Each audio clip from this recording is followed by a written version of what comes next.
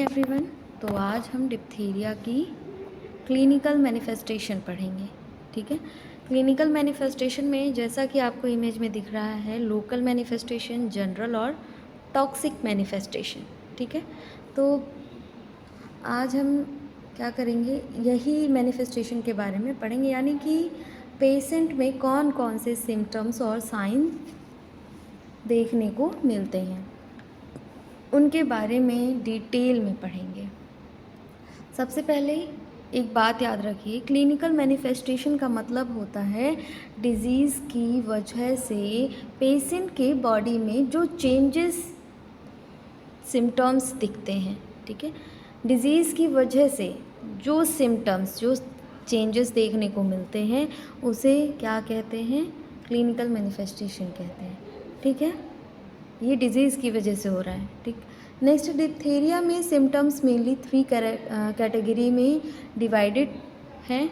ठीक है, और डिवाइड किए भी गए हैं, जैसे मैंने आपको पहले ही बता दिया था, local manifestation, general manifestation, toxic manifestation. ठीक है, तो सबसे पहले लोकल मैनिफेस्टेशन समझते हैं, ये होता क्या है। ठीक है, तो इसमें लोकल मैनिफेस्टेशन में आपकी है, जो लोकल मतलब पहले समझते हैं कि जो सिम्टम्स इन्फेक्शन वाली जगह पर होते हैं, जो सिम्टम्स इन्फेक्शन वाली जगह पर होते हैं, क्योंकि रेस्पिरेटरी डिप्थीरिया में बैक्टीरिया थ्रोट में अटैक करता है, इसीलिए सबसे पहले सिम्टम्स भी थ्रोट में ही दिखते हैं। ठीक है, ये लोकल हो गया, मतलब ये लोकल मैनिफेस्टेशन है, मतलब लोकल जगह पे हो रहा है।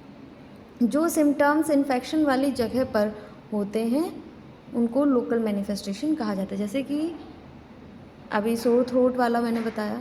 ठीक है, जब रेस्पिरेटरी डिप्थीरिया में बैक्टीरिया थ्रोट में अटैक करता है, इसीलिए सबसे पहले सिम्टम्स भी थ्रोट में ही दिखते हैं, तो ये लोकल मैनिफेस्टेशन हो गया। ठीक है, तो नेक्स्ट है हमारा सोर थ्रोट।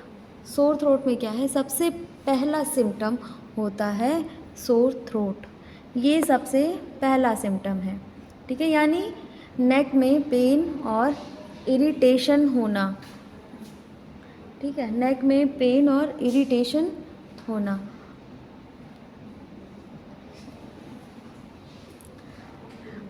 ठीक है, अब एक क्वेश्चन आता है कि नेक पेन क्यों होता है। ऐसा क्वेश्चन मन में आ रहा होगा कि नेक पेन क्यों हो रहा है। जब मैं कॉर्नी बैक्टीरियम, ठीक है, जब कॉर्नी बैक्टीरियम डिप्थीरिया थ्रोट की लाइनिंग पर अटैच होता है, हमने स्टार्टिंग से पढ़ा कि डिप्थीरिया क्या होता है, कैसे इन्फेक्शन कॉज करता है। ठीक है, इसके बैक्टीरिया का नाम क्या है। आई थिंक अब आप लोग भूल नहीं पाएंगे। ठीक है, और भूलने वाली चीज़ भी नहीं है, अब आपको ये अच्छे से याद हो जाएगा।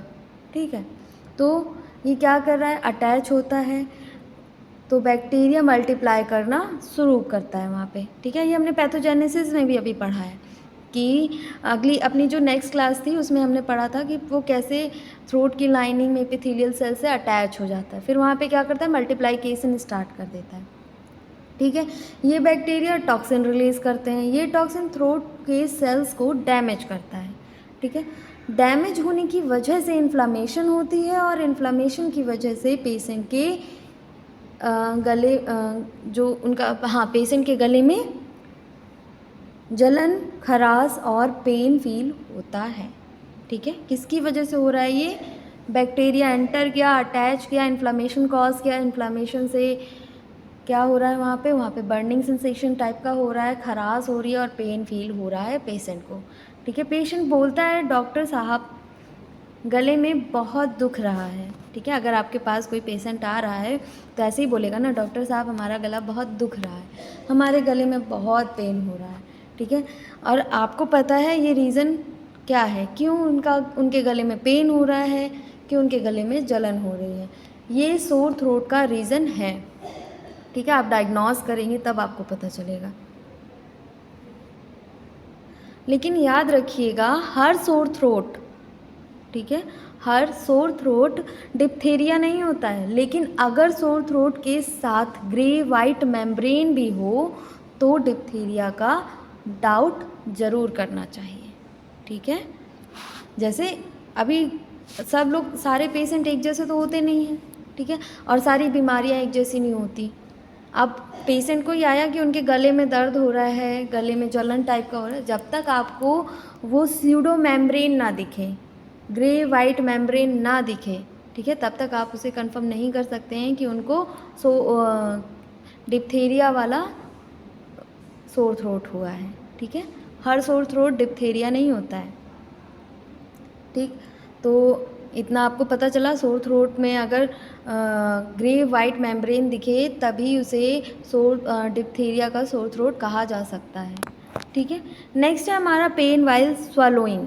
ठीक है, अब इसमें क्या है, ऑडिनोफेजिया। ठीक है, इसमें क्या है, पेन वाइल स्वलोइंग, यानी पेशेंट जब पानी या खाना निगलता है तो उसे बहुत पेन होता है।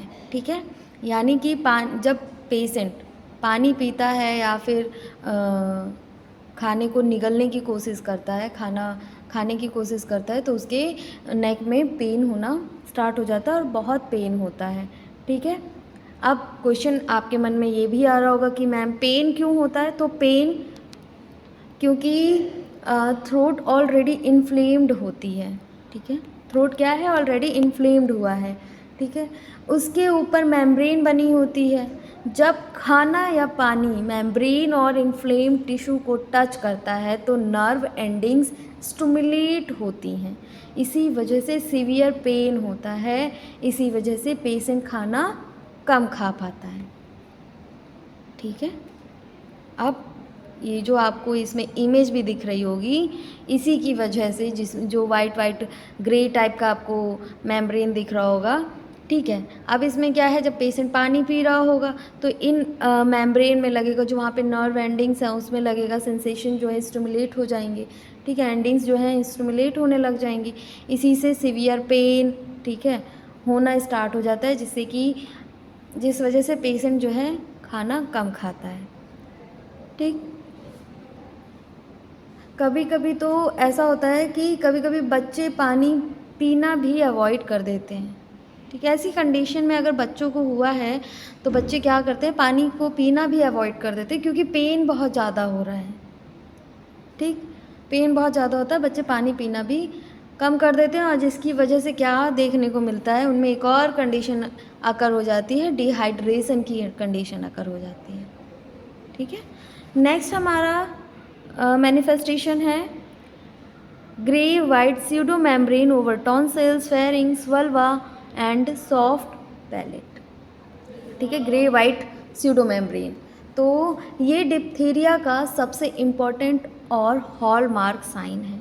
ठीक है, ये क्या है, डिप्थीरिया का सबसे इम्पॉर्टेंट और हॉलमार्क साइन है। ठीक है, और ये आपके एग्ज़ाम में भी पूछे जाने वाला बहुत इसे पूछा जाता है इस क्वेश्चन को। ठीक है, कि डिप्थीरिया का हॉलमार्क कौन सा है, और ये सबसे इम्पॉर्टेंट है, तो आपको ये याद होना चाहिए कि pseudo membrane, grey white pseudo membrane. ठीक है, सबसे पहले समझते हैं कि स्यूडो मेम्ब्रेन होती क्या है। ये एक ग्रे या वाइट कलर की थिक लेयर होती है। ठीक है, क्या होती है, ग्रे या वाइट कलर की थिक लेयर होती है, जो हमें दिख रही है। हम इमेज में देख पा रहे हैं कि जो माउथ है उसमें ग्रे और वाइट कलर की थिक लेयर दिख रही है हमें। ये लेयर टॉन्सिल्स, फेरिंग्स, वल्वा और सॉफ्ट पैलेट के ऊपर बन जाती है। ठीक है, कहाँ कहाँ बनती है, ये लेयर टॉन्सिल्स, फेरिंग्स, वल्वा और सॉफ्ट पैलेट के ऊपर बन जाती है। ठीक है, अब ये मेम्ब्रेन बनती कैसे हैं, तो जब टॉक्सिन सेल्स को डिस्ट्रॉय करता है तो डेड सेल्स, ठीक है, फिब्रिन्स, आरबीसी, डब्ल्यूबीसी और बैक्टीरिया मिलकर एक थिक लेयर बना देते हैं। इसी लेयर को स्यूडो मेम्ब्रेन बोलते हैं। इसका कलर जनरली ग्रे वाइट होता है। ठीक है, इसका कलर कैसा होता है, जनरली ग्रे वाइट कलर का होता है। इस मेम्ब्रेन की ख़ास बात क्या है, तो ये मेम्ब्रेन नॉर्मल लेयर नहीं होती, ये नीचे के टिश्यू से टाइटली चिपकी होती है। ठीक है, ये क्या होती है, नीचे के टिश्यू से टाइटली चिपकी होती है, इसीलिए अगर आप इसे रिमूव भी करेंगे ना तो वहाँ से ब्लीडिंग होनी स्टार्ट हो जाती है। ठीक है क्लास, क्या होती है, वहाँ से ब्लीडिंग होनी स्टार्ट हो जाती है, इसीलिए इसे फोर्सफुली कभी भी रिमूव नहीं करना चाहिए, क्योंकि ये क्या है, टिश्यू से टाइटली चिपकी हुई है, ठीक है, अटैच हो गई है, इसीलिए इसे ज़बरदस्ती नहीं हटाना चाहिए, और अगर हटाया तो ये आपके लिए डेंजरस होता है। ठीक है, नेक्स्ट है हमारा membrane adherent to underlying tissues bleeding on removal. इसका मतलब है ये मेम्ब्रेन नीचे के टिश्यू से स्ट्रांगली अटैच्ड होती हैं। ठीक है, ये इतनी टाइटली चिपकी क्यों होती है? ठीक है, ये क्वेश्चन मेरे मन में भी है और आपके भी मन में होगा कि ये टाइटली क्यों चिपकी होती है, तो क्योंकि टॉक्सिन ने टिश्यू को डिस्ट्रॉय कर दिया है। क्या कर दिया है? डिस्ट्रॉय कर दिया है टॉक्सिन ने। ठीक है, और फिब्रिन उस डैमेज टिश्यू के साथ चिपक जाती है, इसी वजह से मेम्ब्रेन ईजिली रिमूव नहीं होती। क्या होता है इसमें? टॉक्सिन ने टिश्यू को डिस्ट्रॉय कर दिया होता है। ठीक है, और फिब्रिन उस डैमेज टिश्यू के साथ चिपक जाती है। फिब्रिन क्या करती है? उस डैमेज टिश्यू के साथ जाके चिपक जाती है। ठीक है, इसी वजह से मेम्ब्रेन ईजिली रिमूव नहीं होती है। ठीक, और अगर उसे रिमूव किया तो ब्लीडिंग कॉज हो सकता है। ठीक है, देखो इसमें लिखा हुआ है ब्लीडिंग ऑन रिमूवल। ठीक है, अगर कोई मेम्ब्रेन को फोर्स से हटा देता है तो नीचे का टिश्यू एक्सपोज हो जाता है। ठीक है, अगर कोई मेम्ब्रेन को फोर्सफुली हटा दे रहा है तो क्या होगा? टिश्यू एक्सपोज हो जाएगा, क्योंकि टिश्यू पहले से डैमेज होता है।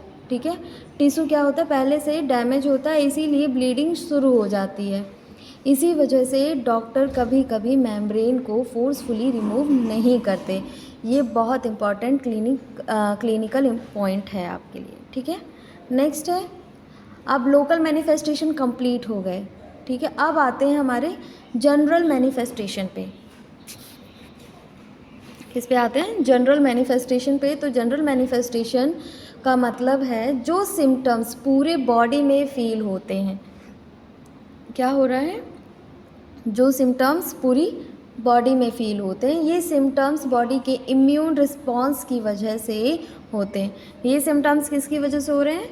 इम्यून सिस्टम की वजह से हो रहे हैं। ठीक है, like fever, मलेज, headache, loss of appetite, weakness. तो पहला फीवर।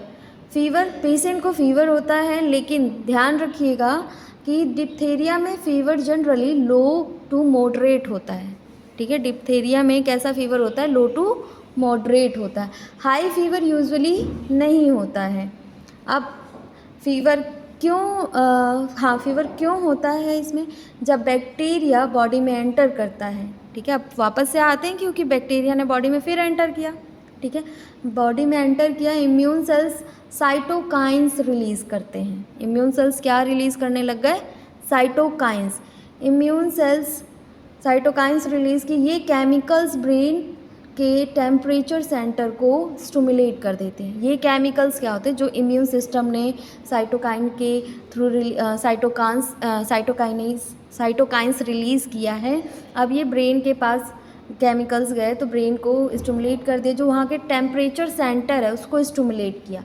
ठीक है, अब क्या होता है जिसकी वजह से बॉडी टेम्परेचर इंक्रीज़ हो जाता है। ठीक है, क्या होता है? बॉडी टेम्परेचर इंक्रीज़ हो जाता है। नेक्स्ट है मलेज। मलेज का मतलब होता है पेशेंट को लगता है कि उसकी तबीयत ख़राब है। ठीक है, या फिर बिल्कुल भी अच्छी नहीं है, वीकनेस फील होता है, बॉडी डिस्कम्फर्ट हो जाती है, थकान फील होने लगता है, काम करने का मन नहीं करता है। ठीक है, मलेज में बेसिकली अगर मैं आपको वन वर्ड में बताऊं तो वीकनेस होता है। ठीक, ये सब मलेज का पार्ट है। ठीक है, जितना भी मैंने भी बताया, बॉडी में इन्फेक्शन से बॉडी जो है इन्फेक्शन से फाइट कर रही होती है। ठीक है, एनर्जी इम्यून सिस्टम यूज़ कर लेता है, एनर्जी इम्यून सिस्टम सारा यूज़ कर लेता है, इसीलिए पेशेंट एग्जॉस्टेड फील करता है। ठीक है, इसीलिए पेशेंट जो है एग्जॉस्टेड फील करता है, और यही आपका फीवर का कारण और मलेज का कारण बनता है। ठीक है, क्योंकि फीवर में इम्यून सिस्टम ने क्या किया, साइटोकाइंस रिलीज़ किए जो ये केमिकल ब्रेन के टेम्परेचर सेंटर को स्टिमुलेट करता है कि चलो अब वहाँ से टेम्परेचर जो है इंक्रीज़ करो, ठीक, क्योंकि हमें बैक्टीरिया से फ़ाइट करना है। अब क्या होता है, जब ये सब फाइट वाइट वगैरह कर रहे होते हैं, ठीक है, जब फाइट हो रही होती है तो क्या होता है कि थकान होनी स्टार्ट हो जाती है, एनर्जी पूरी यूज़ कर लेता है ना इम्यून सिस्टम, ठीक। नेक्स्ट है हेडेक। हेडेक में क्या है, हेडेक भी कॉमन सिम्टम है, ठीक है, और ये फीवर, टॉक्सिन, डिहाइड्रेशन और इन्फ्लामेशन की वजह से हेडेक डेवलप होता है, ठीक। नेक्स्ट है loss of appetite. Loss of appetite में क्या है, पेशेंट को भूख नहीं लगती, ठीक, इसके पेशेंट को भूख नहीं लगती, इसके दो रीज़न हैं। पहला, गले में पेन होता है, इस वजह से पेशेंट खाना नहीं खाता। दूसरा, इम्यून रिस्पॉन्स की वजह से एपेटाइट नेचुरली डिक्रीज़ हो जाती है। क्या हो जाती है, डिक्रीज़ हो जाती है, पेशेंट खाना अवॉइड करता है, पेशेंट क्या कर देता है, खाना अवॉइड कर देता है। नेक्स्ट है वीकनेस। वीकनेस में क्या होता है, बॉडी इन्फेक्शन से फाइट कर रही होती है, एनर्जी कंज्यूम हो रही होती है, ठीक है, पेशेंट खाना भी कम खाता है, इसी वजह से वीकनेस डेवलप होती है, ठीक। जनरल मैनिफेस्टेशन यही कंप्लीट होता है। अब आते हैं हमारे टॉक्सिक मैनिफेस्टेशन पर, जिसमें weakness, prostration, anorexia, low grade fever आता है। ये सिम्टम्स तब होते हैं जब बैक्टीरिया का टॉक्सिन ब्लड के थ्रू पूरी बॉडी में स्प्रेड हो जाता है। ये डेंजरस स्टेज होती है, ठीक है क्लास, ये डेंजरस स्टेज होती है। और इसमें पहला क्या है, वीकनेस। यहाँ वाली वीकनेस नॉर्मल वीकनेस से ज़्यादा सीवियर होती है। अब इसका रीज़न क्या है, टॉक्सिन मसल्स और नर्व्स दोनों को अफेक्ट करता है। टॉक्सिन क्या कर रहा है, मसल्स और नर्व्स को दोनों को अफेक्ट करता है। पेशेंट चलने में भी थक जाता है, ठीक है। और प्रोस्ट्रेशन में क्या होता है, प्रोस्ट्रेशन का मतलब है एक्सट्रीम वीकनेस। पेशेंट बेड से उठ भी नहीं पाता, बहुत ज़्यादा टायर्ड फील करता है, ये सीवियर डिप्थीरिया का साइन है, ठीक है। नेक्स्ट है एनोरेक्सिया। एनोरेक्सिया का मतलब यहाँ ईटिंग डिसऑर्डर है, ठीक है, एनोरेक्सिया का मतलब यहाँ पर ईटिंग डिसऑर्डर है। और इसमें मेडिकल लैंग्वेज में इसका मतलब है completely loss of appetite. Patient कुछ भी खाना नहीं खाता या फिर खाना ही नहीं चाहता। टॉक्सिन बॉडी के मेटाबॉलिज्म को डिस्टर्ब कर देता है और थ्रोट पेन भी होता है। लो ग्रेड फीवर, ये मैंने आपको पहले ही बताया, जनरल मैनिफेस्टेशन में ऐसा क्यों होता है, ठीक है। नेक्स्ट है, ये हमने अब तक पढ़ लिया हमारा क्या, local manifestation, general manifestation, toxic manifestation, ठीक है। नेक मैनिफेस्टेशन में दिया हुआ है स्वलोइंग ऑफ नेक, जिसे बुल नेक अपीयरेंस भी कहा जाता है। सिस्टमिक टॉक्सिक कॉम्प्लिकेशन क्या क्या हो सकता है, cardiac, neurological, renal, respiratory.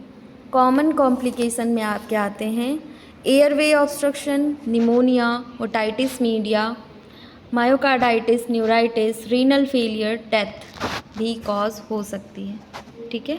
Next है हमारा डायग्नोसिस। डायग्नोसिस में क्लिनिकल डायग्नोसिस, लेबोरेटरी डायग्नोसिस। तो डायग्नोसिस में based on history and characteristic clinical feature, pseudo membrane, bull neck toxicity, ठीक। अब लेबोरेटरी टेस्ट कैसे होगा, specimen, throat swab, nasal swab, pseudo membrane pieces, ठीक है।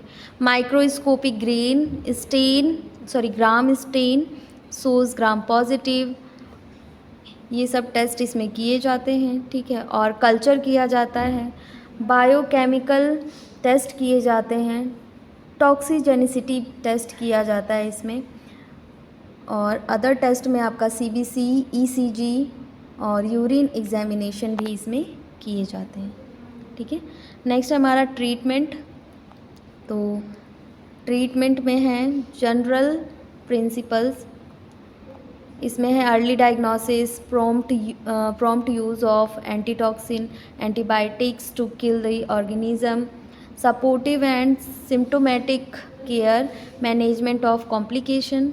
नेक्स्ट है स्पेसिफिक ट्रीटमेंट में डिप्थेरिया एंटीटॉक्सिन्स दिए जाते हैं, neutralise circulating toxin given as early as possible, ठीक, not effective on established toxin test dose before use, ठीक, ये सब मेडिसिन इसमें प्रोवाइड की जाती हैं। नेक्स्ट है सपोर्टिव ट्रीटमेंट में bed rest, adequate nutrition and fluid, analgesic दिए जाते हैं, एंटीपायरेटिक दिया जाता है, और management of airway obstruction, cardiac monitoring, treatment of complication myocarditis और न्यूराइटिस, रीनल फेलियर।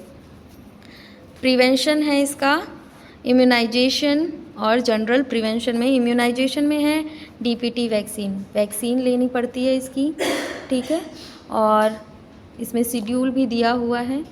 शेड्यूल है 3 primary doses at 6, 10, 14 weeks, booster doses इसके 16 to 24 मंथ एंड 5 ईयर तक, टीडी बूस्टर एवरी 10 ईयर, ठीक। जनरल प्रिवेंशन में है early detection and treatment of cases, good personal hygiene, cough sneeze etiquette, adequate ventilation, proper disposal of secretion, health education. Next है public health measures में early detection करना चाहिए, immediate reporting करनी है, ठीक है, isolation of cases, contact tracing और chemoprophylaxis for contact, vaccination of contact, health education और एनवायरमेंटल सैनिटेशन, ठीक है। ये आपके आज डिप्थेरिया ख़त्म हो गया, ठीक है। इसमें हमने क्लिनिकल मैनिफेस्टेशन, डायग्नोसिस और ट्रीटमेंट और prevention, complication, public health measures इसमें हमने आज पढ़ा है। अगर इससे कोई भी डाउट हो तो आप लोग पूछ लीजिएगा, ठीक है क्लास। Thank you.